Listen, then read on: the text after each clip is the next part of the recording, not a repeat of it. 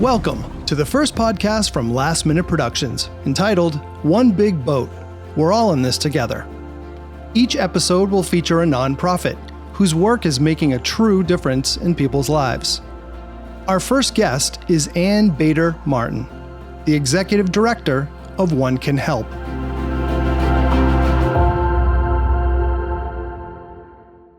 Hi, I'm Jay Dobik from Last Minute Productions, and welcome to our first podcast called One Big Boat. We're all in this together. Essentially, we're going to be interviewing on a weekly basis leaders of nonprofits in our area. Our first guest is Ann. Hi, Ann. Hi, Ann is the Jay. Executive Director of One Can Help. Thank you for being our first guest. Our pleasure. And given that our name is One Can Help and you are one big boat, I think it's apropos that we be here very There's first. synergy. There's Yes. a synergy in that. Yeah. That's right. So- We're all in this together and one can help. It's perfect. So before we go into like the big elevator pitch of what you do, I love the story of how it all started. I'll be glad to tell you that. It's one of those stories that with time still seems very magical, but it's one of these moments like maybe we all have sometimes that sort of is a pivotal moment. So I was sitting in a Dunkin' Donuts, one of those Dunkin' Donuts that we don't see anymore, the kind that had the chairs all mixed together, not nailed to the floor. And I'm a juvenile court attorney. I should have mentioned that. And I was there to meet a client, and one of my clients came. And I work with children and families in the system. Many of them are foster youth, and many of them are children and families that are involved with the courts or DCF, or there's some issues going on. And I was working with a 15-year-old girl, and she was living with a grandmother, and there were a lot of social issues in her family, and she was pregnant. And she really, really wanted to keep the baby. And my job then is to see, like, well, it's not to judge her, it's to see how do I help her? How, you know, what does she want? And if this is what she wants, how does it make sense to help her? And so we were making a list. She arrived, and we were making a list of the things she would need. And because she was 15, she came complete with a magazine cutout, because this was 2006. She came complete with a magazine cutout of a person walking, a mom with a stroller. It looked like perfect baby life, the kind of baby none of us ever have, that doesn't cry, that looks just happy sitting in the stroller. And she brought the picture, and while I'm talking about diapers and what will the baby sleep in and how will you care for this baby during the day, she wanted to talk about the stroller. She really wanted the stroller. And so however the conversation went, after a few minutes, it was like, do you think there's a way we could get the stroller? And I kept saying, you know what, let's go back to what we need to figure out first, because that's what matters right now. And while we're having this conversation, suddenly I get a tap on my shoulder, and I turn my head, and there's an outstretched arm, and I hear a man's voice said, buy her the stroller. And there was a check. And we looked at him, and she started to cry. I started to cry, and he started to cry, because I think he felt good that he could see a need and he could help. And we just were so honored that he felt that he wanted to help somebody, particularly this girl, I think was particularly important, because she never feels like there was anyone there for her. There never had been. Her parents weren't around. Her grandmother was very old and not able to be that interested. She had her own problems. And just that somebody took a moment to care and look and see. And that made me think that if only I could explain to others what I see every day as a juvenile court attorney, children and families in a system where there aren't enough resources, and it's a closed system, so it's hard for others to see. But if I could explain those stories, people would want to help. And that's where it has always been so hard, because no one else sees it, because it is handled behind closed doors. So the fact that he could see it, I decided from then on, I would find a way to tell stories and see if there was a way we could have a nonprofit to provide these resources that weren't otherwise in the system. So many people have an idea like this, but taking that leap from a full-time job to doing what you're doing, or even just adding something is hard. How do you do that? 15 years, adding something. How do you do that? You know what? That's a good question. I like that question. And I like it because we all do have ideas. We have ideas every single day what to do. And people, attorneys and social workers, still write me to say, I had that idea 100 times. But like all good ideas, the devil's in the details. How do you figure it out? And so to help children and families in the system, I don't think it would have been possible to do what we do before the internet became sort of a widely available item, and you had to be in the system to do it. So it did help that a friend of mine, because nobody does anything by themselves, that a friend of mine from the dance community offered to set up the website. Because the idea I had was if people could apply online, the attorneys and social workers who see the problem, who have their client and it's killing them, when they see how hard somebody's trying and they're stuck because of needing some resource that isn't available through the system, which is often, that there should be a way to get that resource. And I thought if I tell the stories, attorneys and social workers can apply online, because at least that way we know who we're working with.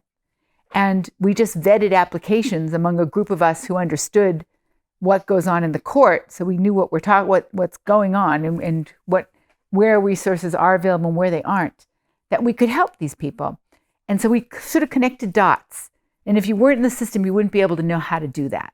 So I think knowing how to do it and then having someone with the technical expertise to set up the platform that we could create where they could just submit an application. And then I thought, life is simple. We will just tell stories and people will give us money. Of course, life is not so simple, is it? And you can't just tell stories because you have to quickly build a robust system for responsibly tracking everything. And we also didn't have a pile of money to start with. We had nothing. But because we had a platform, we were able to grow it. So if I could just give you a sense of the scale, yeah. and along the way, you have to do everything at once. You have to get people to apply. They have to trust you that you're going to be able to pay for it and pay them back, or however that's going to work. And you've got to be able to track it and get the money. There's a lot going on. But the first year in 2007, I believe, was our first application. We had 11 applications, and the very first one was for a winter coat. And this year we had about 3,000 applications and helped 4,500 children and families all over Massachusetts. So we've grown quite a lot, but it's step by step and just people helping along the way and slowly getting to where we are now. Fair or unfair, there's a stigma that sometimes attaches to the families of this. And so getting people over that, how have you done that? Well, people understand helping foster children. That isn't so hard. What people don't understand, and we do help children who are in foster care. Ironically, the most amount of resources available through the Department of Children and Families, our Massachusetts child welfare system, are for children in foster care. Not for the parents, not for children who might stay out of foster care if we only help them, not for children who are leaving foster care and going back home, and not for parents trying to work on issues so they can get their child back home, only for children in foster care. And it's still not enough money for them, but there's an understanding about children in foster care that we can all feel sympathy around. Our research shows us that among the families involved, a good half of them, the parents themselves grew up in foster care. And a good 3/4 of the rest of them grew up in families just like the ones where they were in foster care, that there was poverty, there were disabilities, there was scarcity, there was homelessness, there were all the same issues. And so the children and families who are involved in the system, whether they're in juvenile court or they're involved just with DCF involved, it's hard I can explain this in greater detail. In a simple sentence, it's the same population, that the children that are foster children are in juvenile court, actually, because those cases are in foster care, are in the court system. But people think that if it's in juvenile court, it must be a criminal matter. And very, very few of the kids are criminal matters. And the ones that are not the serious crimes, because they get bound over as adults.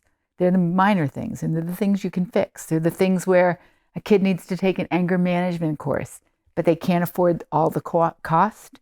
And so we could help with that if they wanted to take it. And then they can pay the rest of the amount so that they have some skin in the game, but we get them started so that they could raise the rest of the money needed. It just depends what it is, but we help all children in the system because they're good kids, and everybody wants to do better if they only have help to do so. This term may be wrong, but it's a cycle of poverty. Is that what you're fighting? We're fighting a cycle of poverty. I think all, well, not all, but many organizations in the nonprofit world are fighting a cycle of poverty. Whether we're fighting, homelessness, whether we're fighting lack of food, whatever it is, we're fighting something in the poverty cycle.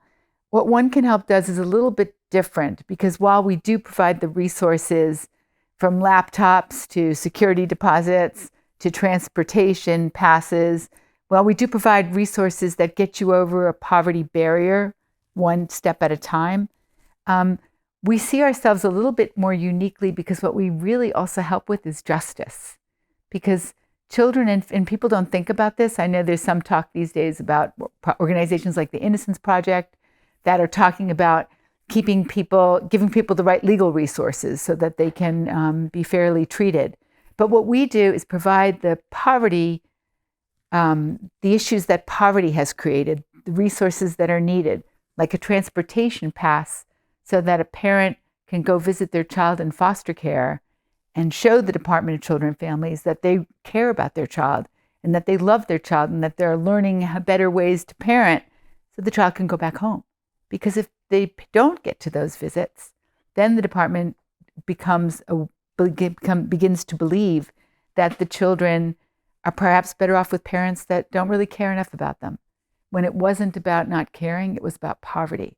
So we do address poverty, but we're addressing it through a lens of justice, resources that help move people forward who are in the system and that provide greater equity and greater justice for everybody in the system. Somebody may be hearing this and say, well, why don't they just drive there or take an Uber or a train? But we're here in Needham, Massachusetts, and there's one place called Walker that is right on the Charles River.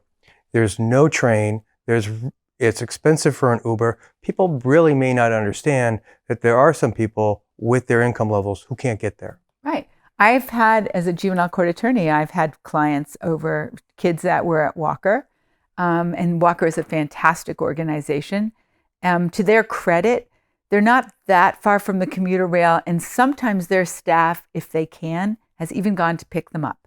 But there are plenty of families that don't have a car or live across the state and can't afford to get there. Either they need a gas card or they need the train transportation just to get to the vicinity.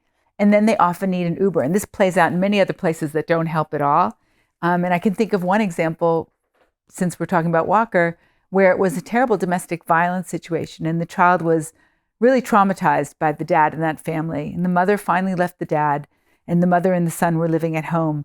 But the boy had a lot of issues where he couldn't go to regular school, and he went to Walker School and had to live there for a while, really to get good therapeutic treatment. And mother would come and visit, but when it came time for him to go home, they couldn't bring him home until they could afford the costs of the special of a laptop and for the program that they needed to be able to take advantage of that helped him calm down. And so that was something we were asked to pay for. So not only did we pay for transportation pass to help mother get to the visits, but when it was time to send him back, we paid for the resources that made it possible to get him back. Otherwise, it would have taken another month before there was a way to find the resources as a guest. And this saves the state a lot of money as well. We touched on it, but who can apply? Thank you.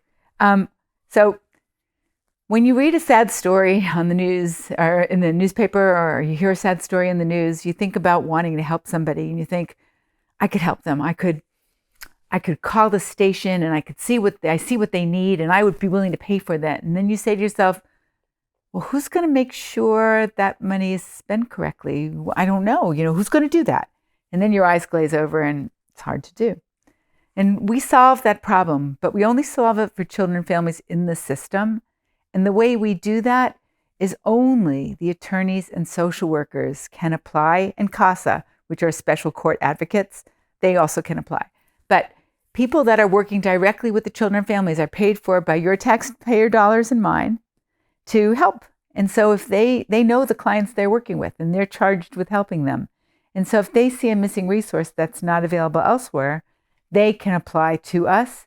And therefore we have a trusted resource to work with. Because if we just took people who applied to us, we wouldn't really have a way to verify, to know who we were dealing with. And I think anybody that wants to give money to a nonprofit wants to believe that the nonprofit is responsible and going to be well managed and take care of the resources and know who they're helping and track that it is helping. Because if we're not doing that, what are we doing? So we only attorneys, social workers, and the special advocates can apply. Coming up. They said in 2018, when we were 1/4 of the size we are now, that we saved the state between $9 and $11 million a year. How does One Can Help save taxpayers so much money?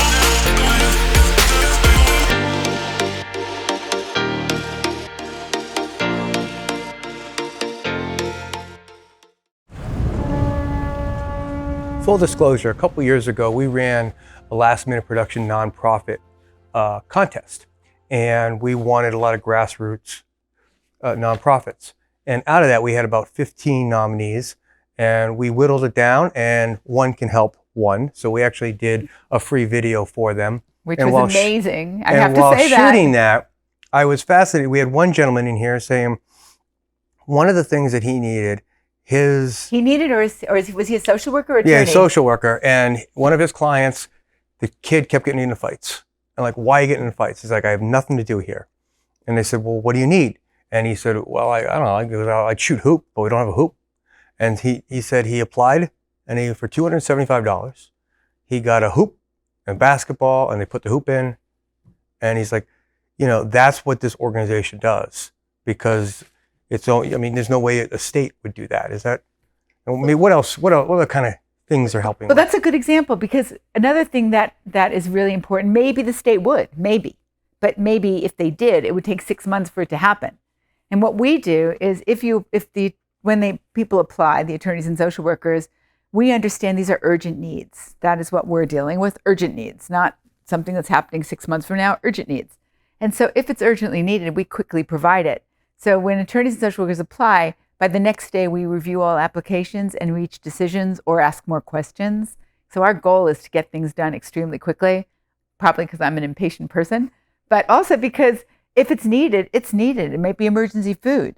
Whatever it is, we can work quickly. And none of us live in fantasy land that we give a basketball and a hoop and the child rides off into the sunset happily ever after. Well, it would be nice if that were true, but I wouldn't promise that for anybody, not my children, not anybody else's children. It's one thing at a time, but we look at it, what would happen if we didn't do that? So if we didn't buy that hoop and that basketball in that particular situation, that kid didn't have anything to do. And that was a kid that we tried to encourage him to do after school activities instead. I remember that application because we asked, like, why didn't we thought it'd be better for him to be going elsewhere. He was living with relatives. And in that circumstance, the kid was not willing to go elsewhere. And so then we have to meet them halfway. If this is what the social worker thinks will help, that's what we pay for. But we can pay for something else. If he later on, he decided he would take something other kind of class, we would be willing to pay for that again. And restrictions? Can you ask for anything? It's what do they need at this moment to be able to succeed? And by succeed, I mean take that next positive step forward. And that is as wide as your imagination. A social worker wrote recently, this is something I still can't get my head around.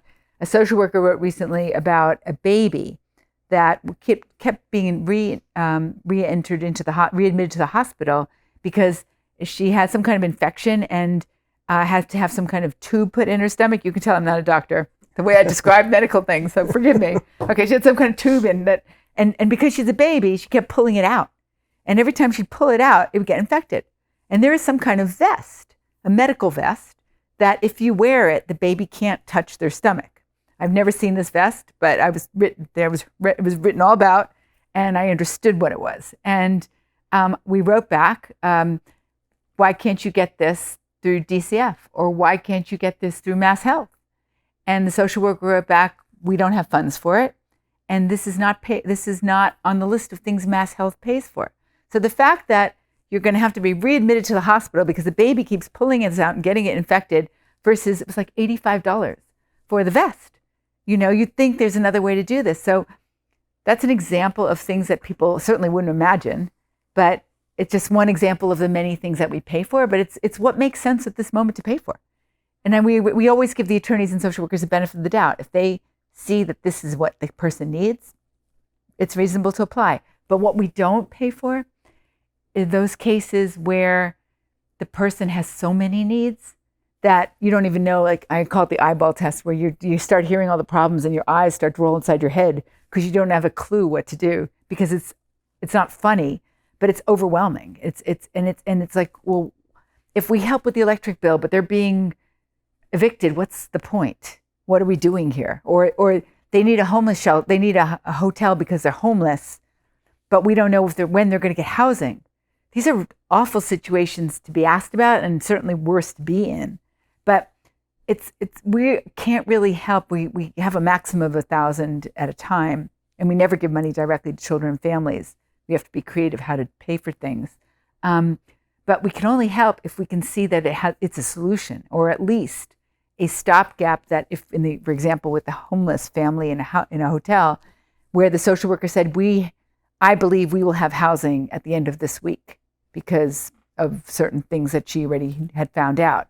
Well, we help then, but the ones where we don't know how it's going to actually resolve, or that there's any reason to believe that they won't then be evicted 4 days from now, we really are beyond our scope. So some cases we can't help with. We also try really, really hard to know about other nonprofits so that we can utilize them whenever that makes more sense, because we see ourselves as the safety net for the attorneys and for the children and families in the system, because there are some organizations that are fantastic at helping foster kids with activities especially, and there's some organizations that will help with activities, but there's very few organizations that can quickly provide assistance to this entire population that not only helps those children and families with some urgent need that right now moves them forward, but helps unclog the system, helps make the system work better, helps the professionals be able to do their job, save the state money, and create better equity and justice, which, if I can just keep talking, just say one more thing. I'm sorry, I hope I'm not making your job too harder. Jay, I'm sorry. Just get very caught up in this. And that is that 3/4 of the children and families one can helps each year after year, we see this in our data, are children and families of color.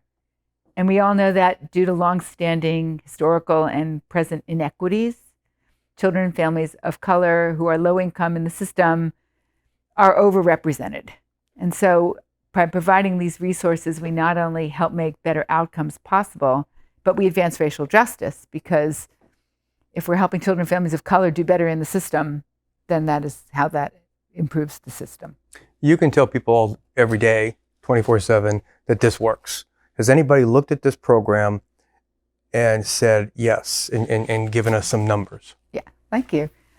So firstly, it's always very hard when you're dealing with social issues. You don't get an independent variant that you get to test out how they did versus how do they do, the people that got the help. You can't compare exactly like with like.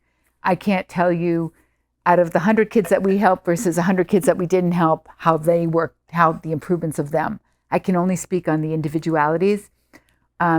Firstly, we have an outcome survey, and we get an 60 to 80% response rate to that survey from the attorneys and social workers to see if we achieved our targeted goal. Did the assistance we provide achieve its targeted goal? And that is overwhelmingly positive, which is great to see.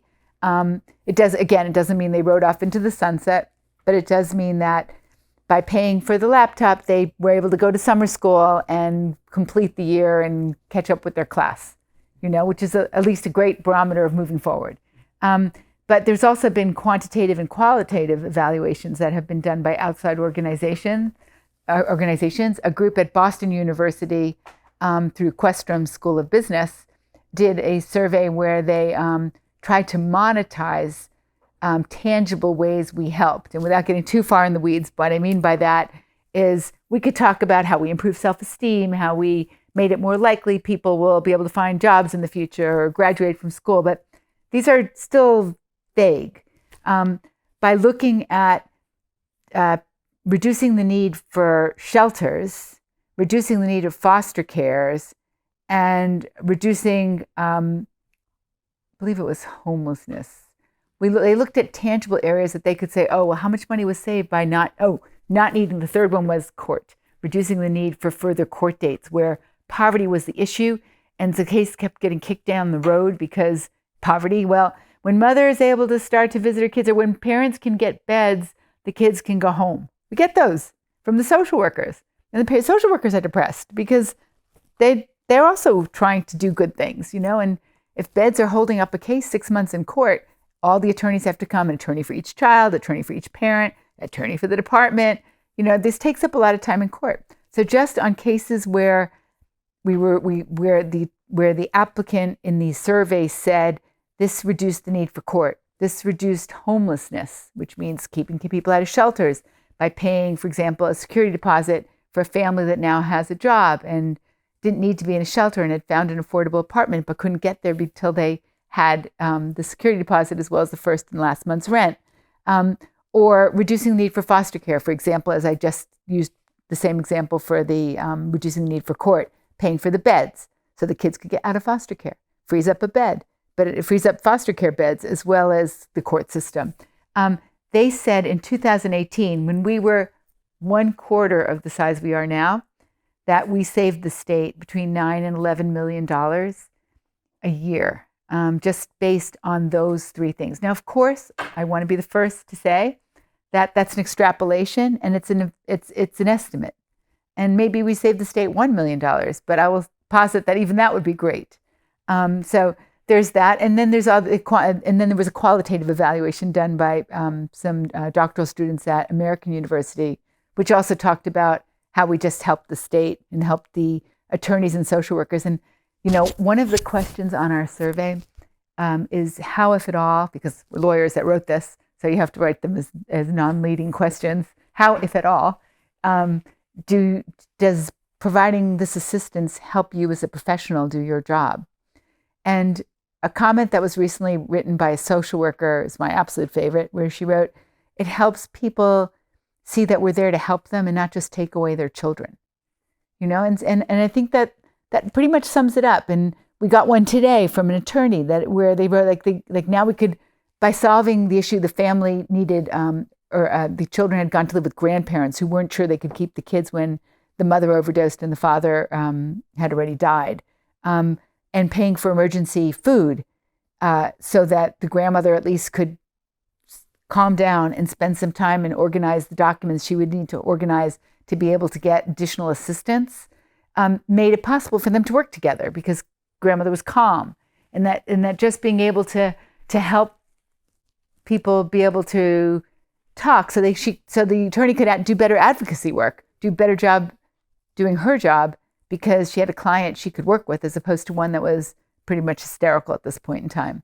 And we didn't want the children to end up in the system. So helping with that helps them right now move forward. And moving forward, 5 years from now, where are you? Well, I don't know where I am, but I will say that, we grow about 30% a year, and we don't know another organization like us in the country. We were dreamed up because attorneys and social workers just felt like we had to do something. It's so stressful to work in a system without resources. And if we're going to help bring children and families to court, what are we doing here? We've got to be able to help them. Otherwise, what's the point? And so that passion drove us. But if I hadn't had somebody that was willing to set up a platform, I probably would still be in the dreaming stage. And so I understand why this may not exist in a lot of other court systems across the country, because we haven't found another nonprofit that does what we do. But we believe we have a system that we would be delighted to be able to use as a model, not to make money over, but to use as a model to guide others to create something similar. We've had to invent every wheel. By now it's an 18-wheeler, but we've had to invent every wheel, and they exist. And the idea of how do you provide individualized resources? Who's going to watch over this? Or how do you not just give used toaster ovens? How do you get, or used coats? How do you actually give what money pays for? Camp for this person, an after-school program for that person, clothing for that one, the feeding tube vest for that one. How do you pay for individualized needs without giving money directly to clients? That was the tough one we solved, because by the attorneys and social workers applying and saying, if you will agree to pay for this, I will work with you to find a responsible way to pay for it. We can solve that problem without having to give money directly to a vulnerable population that some people may not believe they can feel confident it will be spent correctly. So this allows us to do that. And so we believe that hopefully within 5 years, we will be able to make enough progress that people will be able to see that there is a way to do this, to provide those needs so that more and more people can be successful in the system. And where can people find you? Did somebody feed you that question? So you can look at the website, which is, does one still have to say www before? I keep meaning to ask someone that. You can say, okay. Whatever. Well, they'll find it. Just in case. I'm pretty sure. Honestly, if you just Googled up One Can Help, we come up pretty quickly. ONECANHELP, much like one big boat.